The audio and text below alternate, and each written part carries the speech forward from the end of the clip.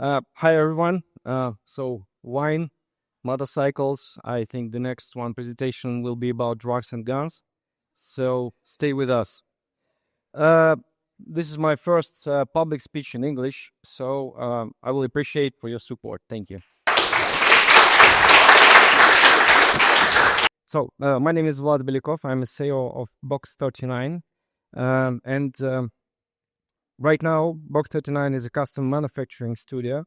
We produce small batch customization motorcycles. Basically, we are a motorcycle design studio. Our head office and main production are in Dubai, and also we have a production facility in Moscow.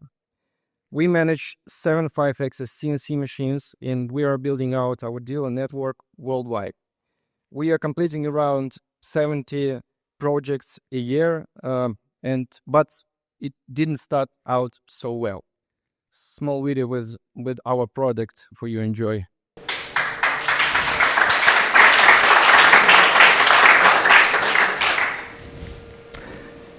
First of all, what is customizing is? You all know what car tuning is. So motorcycle customization, it kind of like that, but a motorcycle has a simpler construction, so you can actually change almost everything on it. Yeah, here you see this is example of kit for Ducati X Diavolo, just for example of the parts that we change, and it's just most simple example. Up until recently, customization was very subcultural thing. I'm getting ahead of myself a bit, but we found a design that's attracting many new customers into the industry. It all started back in 2010 in St. Petersburg. I was basically an office worker, but I always wanted to do things by my hands. My first step in DIY began with a poker table. My friend and I were playing poker in my kitchen, and it was super annoying trying to play in a slippery surface. So right there in apartment, we started cutting plywood and building our first table. I'm telling you about this specific moment because it was the first time when I thought, hey, what if I jump online and see how other people are doing this thing? Now, if you want to learn something, you probably just jump on YouTube and that's it. Back then, it was all just starting, and for me, it was an important moment. That time, Discovery Channel was really popular. I would watch all these tuning and customization shows like 10 times over. Those series really planted a dream in me to have a workshop with the white floors. And I just wanted a workshop, no idea about product at all. My friend and I spent a lot of time discussing what to start with, so the choice fell on a motorcycle completely by chance. It just seemed like the easiest thing to build. You didn't need a huge space, and you didn't need a ton of tools.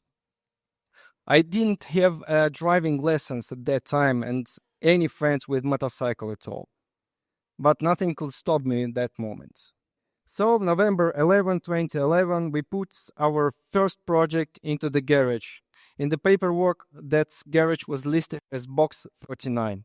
And that, ladies and gentlemen, how the story began. Our second project, we were starting to buy parts from the United States. We were very surprised by the poor quality of the parts, and design was really simple. That's the time when the idea of starting our own production was born.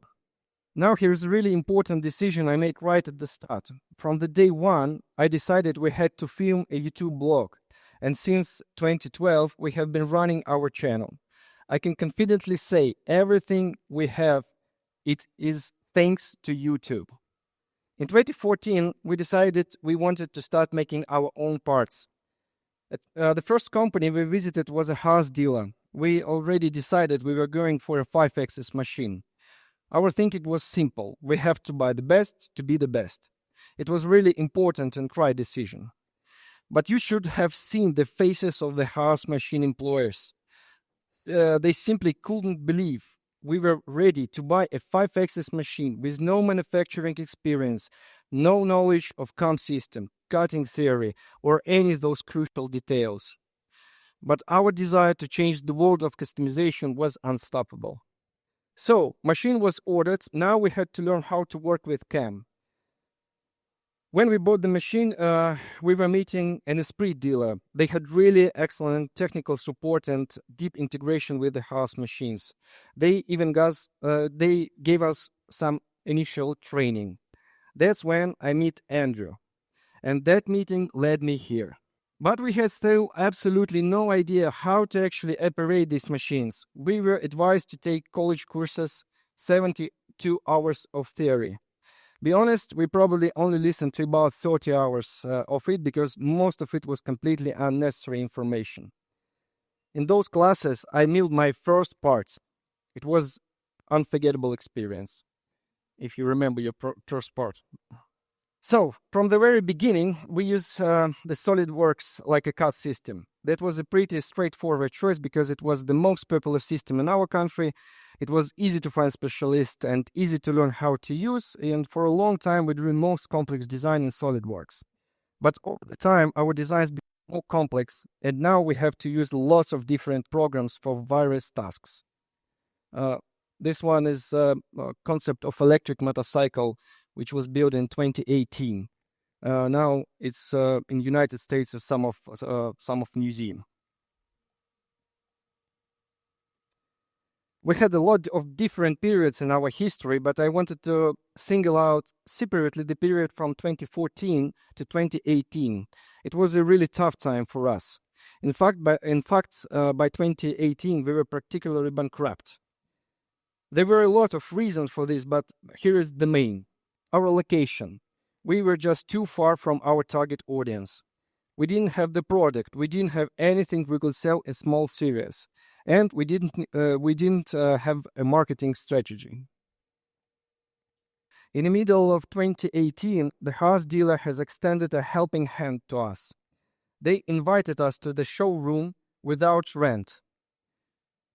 In return, we helped them out by shooting marketing content. It was the collaboration that saved our company. It changed everything in a short amount of time.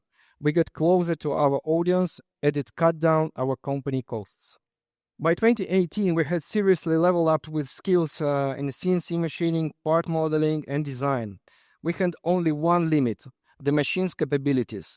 But even then, sometimes we found ways to work around that problem. During that time, there was almost nothing we didn't mill. We still weren't very good at making money though, but if you want to have a 30-inch wheel that wouldn't even fit in the machine and then to mill it in 3+2 axis, yeah, that's we can do. It's this one wheel. We even managed to find a bug in the machine's operating system once. It cost us a spindle on the machine, unfortunately, but just imagine that. Some customizers found a pretty serious problem in the machine that no other user in the world had detected in the years of use. We didn't get a medal for it, but we understood. Very few people try to push their machines and the software to the absolute limits, and that is a massive competitive advantage. After we moved, I also made another really important decision that changed everything.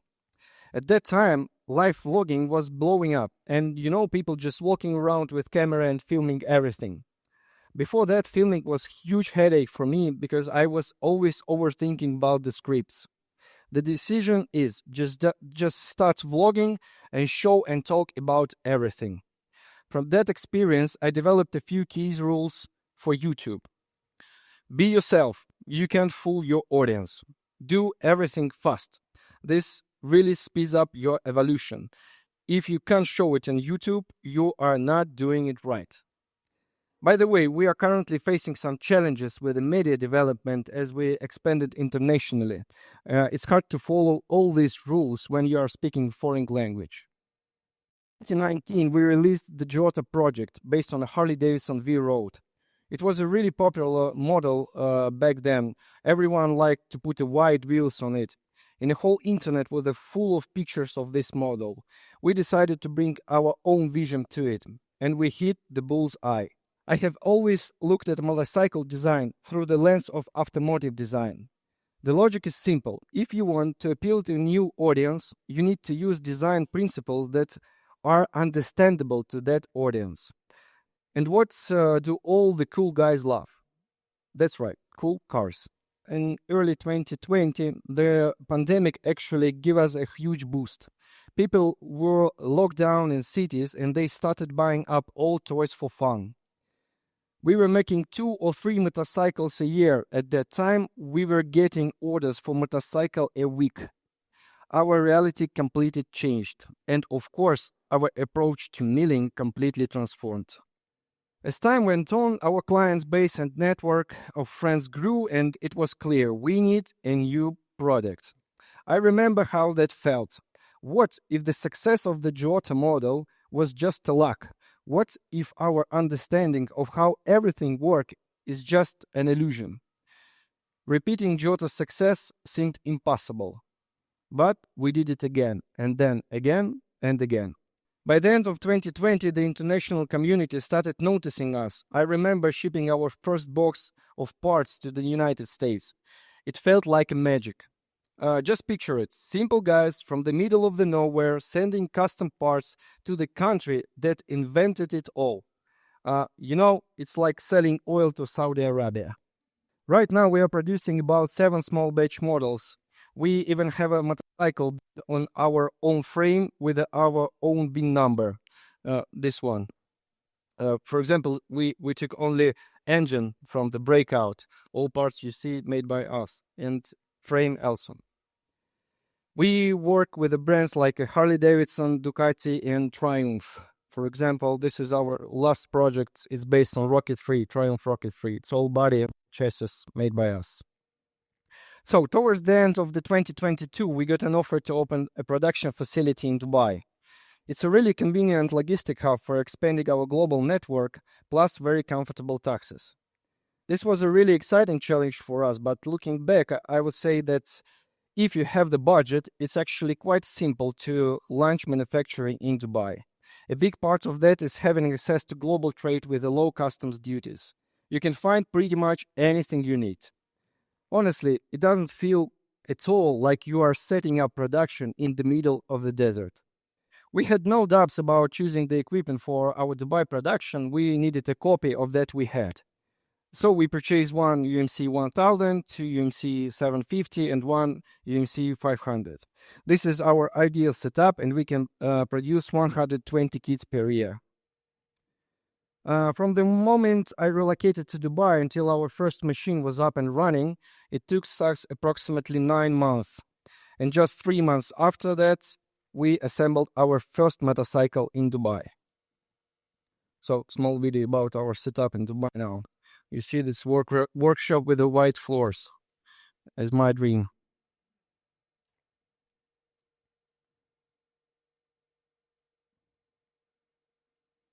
Sorry, it's without music. Maybe we can sing. Yeah, you see, this is the parts. It's a gas tank from solid pieces of aluminum. So, and what we had really outdated was the CAM system. After we moved to Dubai, we decided to switch to ENCY, and I don't think I need to tell you why, because you can tell me about much better. We had been using the same CAM system for almost 10 years, and we were always afraid of switching. We were afraid that we would lose a lot of productivity. So far, the transaction process is going well for us, and if you will find a bug in your program, you will definitely hear about in the next conference. So, looking ahead, we are now fully focused on finding strong partners in developed markets. We work with a luxury product, which makes it very difficult to find dealers. But we know what we want, and we are moving forward. So, here is my story. What I want to say that do not be afraid of technology. Try to work creatively, set ambitious goals, and try to be close to the strongest.